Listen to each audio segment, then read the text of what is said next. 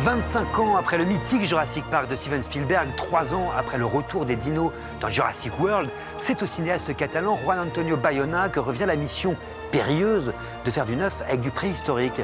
Voici donc Jurassic World Fallen Kingdom. Comme dans l'épisode précédent, la vétérinaire Bryce Dallas Howard et le costaud Chris Pratt sont aux commandes. Cette fois, les dinosaures ressuscités sont menacés après une éruption volcanique, figurez-vous. Et au lieu d'échapper aux créatures, il va falloir les sauver. Joli retournement de situation, Philippe.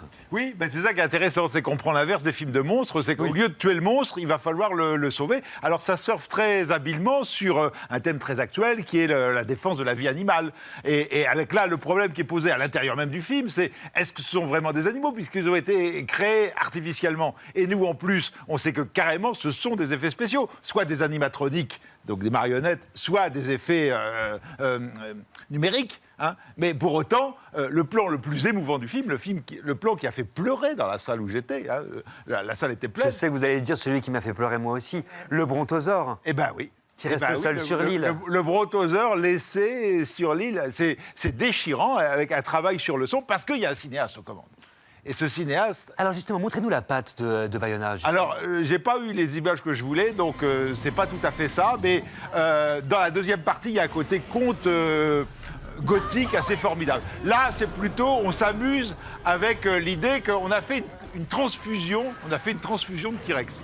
Prendre du sang au T-Rex, et on a fait quand il était endormi, et quand il se réveille, évidemment, il faut passer à travers les crocs. Donc c'est presque comique. Et là, dans cet autre extrait, ce qui est amusant, c'est que ce sont les deux personnages qui sont en prison. C'est-à-dire que c'est plus les animaux qui sont derrière les barreaux, sont les êtres humains. Et le film fonctionne assez bien sur le retournement. Et à ce moment-là, ils évoquent leurs souvenirs. Et c'est presque les souvenirs de la saga. Tu te souviens la première fois que tu as vu un dinosaure? C'est-à-dire que... Et Bayona, tu te souviens, c'était le premier Jurassic Park. Et il est resté complètement traumatisé de cette aventure-là et il a voulu la reproduire. Il dit, mon but, c'est d'arriver à faire de la mise en scène avec ce film et d'arriver à proposer 2 ou 3 séquences qui vont être suffisamment fortes pour que quand vous repartiez chez vous, vous en souveniez, que ça vous marque et que ça vous donne envie de voir le film. Et il y a notamment un final magnifique avec un dinosaure sur un toit. Ouais. Ça, ce sont des plans qui nous marquent, qu'on emmènera toujours avec nous. Il y en a un qui a l'air marqué et qui a emmené ces dinosaures toujours avec lui, c'est Frédéric Mercier. Oui.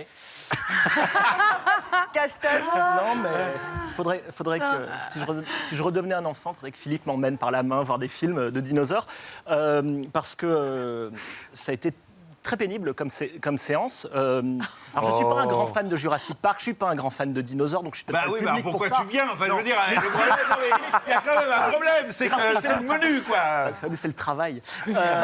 Si tu veux, le problème, c'est que je veux bien qu'il y ait de la mise en scène. Alors, je la cherche, moi, dans le film, mais je veux bien qu'il y ait. Je trouve le scénario très mécanique, je trouve les personnages inexistants, je trouve les comédiens épouvantables.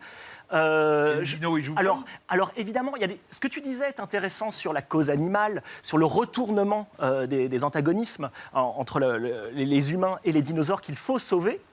Mais ça ne suffit pas à faire un film que je trouve trépidant, haletant. Moi, je ne redeviens pas un enfant quand je regarde ce film. Marie, alors moi, Émilie. Non, mais moi, c'est l'inverse. Justement, je rebondis sur ce mot enfance, parce qu'il me semble que le film, justement, renoue avec toutes nos frayeurs d'enfants. Et c'est pas pour rien que le personnage le plus attachant du film, c'est non pas les dinosaures, que j'aime beaucoup, que je trouve très sympathiques par ailleurs et auxquels je suis très attachée. Mais bon. Oui, globalement, ils sont globalement attachants. Mais c'est une petite fille, en fait. C'est une petite fille. Il y a une autre scène magnifique, on ne va pas trop décrire, mais où cette petite fille est dans son lit. Et tout d'un coup, qu'est-ce qui se passe dans cette chambre, dans cette nuit? C'est la lanterne magique. C'est-à-dire qu'il y a le Vélociraptor ou le je sais pas quoi, qui débarque, qui va arriver, mais ce n'est d'abord, avant qu'il arrive, qu'une ombre qui se déplace sur le mur de la chambre de cette petite fille. Et moi, ce côté très primitif avec lequel renoue le film, qui n'est pas du coup justement que dans le clin d'œil, et le postmodernisme de je cite, machin, mais qui va être vers quelque chose de très innocent. Justement, là, pour le coup, ça rend très heureux l'enfant qui est en moi. Et de quasi émouvant. C'est un film qui réfléchit sur l'empathie des dinosaures pour la première fois. Zoé, vous avez adoré, vous êtes rentrée dedans. Non, pas du tout, au secours. Mais en revanche, je suis d'accord, je suis obligée de saluer cette petite fille qui est clairement la meilleure actrice du film et le seul personnage qui est bien écrit. C'est déjà pas mal. Moi, j'ai aimé tous les films qu'on va voir ce soir, je le dis d'emblée, donc je me permets de casser Jurassic Park parce que franchement, c'est pas cool d'avoir un scénario aussi mauvais. Même les personnages eux-mêmes passent leur temps dans le film à justifier le fait qu'ils soient dans ce film, parce qu'en fait, on n'a pas besoin d'eux. On ne sait pas pourquoi on les a appelés pour capturer un dinosaure vaguement au début, mais ils étaient 5. Puis finalement, finalement, ils restent là, ils savent pas trop pourquoi, ils n'arrêtent pas. Le but, c'est de les sauver, puis à la fois de les tuer, puis à la fois de les sauver, puis peut-être de les tuer. On comprend pas du tout ce qui se passe. Il y a quelques images qui sont bonnes, mais il y a un problème de scénario. Et puis Chris Pratt. Mais pourquoi Chris Pratt? Mais parce qu'il est chouchou, il est pas du tout chouchou. Il est là, il arrive, il a des blagues. On dirait qu'on l'a vu 300 fois. Mais il a rien à jouer. Ne t'en prends pas. Chris Pratt, il a rien à le jouer. vrai coupable, celui qu'il faut filer au dino à dévorer, c'est le scénariste. On est bien d'accord. Colline Trevorrow, on balance les noms.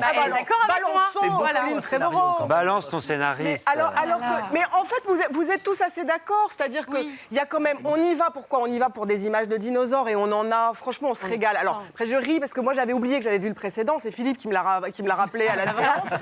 Donc, autant te dire que c'est bien. C'est un film que tu peux voir très fatigué. Ça mobilise 0 neurone. C'est vrai. Tu vas pas être dérangé par des prises de conscience, rien du tout. La vraie prise de conscience, ça aurait été intéressant, c'était de confronter les dinosaures à nous. C'est-à-dire que nous, on tue des baleines avec des sacs plastiques. Ça aurait été plus intéressant de les confronter à la pollution générée par les humains qu'à un volcan qui Mais il y a explose. peut-être cette promesse à la toute fin du Mais il film y a pour un peut-être cette prochain promesse, parce numéro. qu'en fait, tu dis, le film, il sert à quoi? Il sert à vendre le prochain. Mais exactement, Non, mais c'est ça. là, on Mais est donc, clairement- C'est mieux, parce que là vous le Mario rabaissez à scénario. Avengers. C'est pas une bande-annonce du prochain. Mais bien sûr Non. que si, parce Il y a que quand même des séquences la qui sont... seule chose qu'on attend, c'est effectivement... Ils changent de territoire, je ne vais pas en dire plus. Ah non, non, non. Voilà. Pas spoiler, Ils changent mais- de territoire et donc c'est cette ouverture de la fin. Après, tout ce que tu dis, tu as raison. Moi, ce plan du brontosaure, le cri déchirant du brontosaure abandonné... Ah bah, vous avez versé votre petite larme. J'ai versé une La petite séquence larme. de lanterne magique décrite par Émilie, Ça en fait- Universal aurait dû m'envoyer ces images-là. Mais oui, mais Bon, ça fait Là, du ça aurait bien, été un cette scène. décryptage vraiment nickel. Jurassic World Fallen Kingdom est au cinéma depuis le 6 juin. Ne le ratez pas, c'est énorme.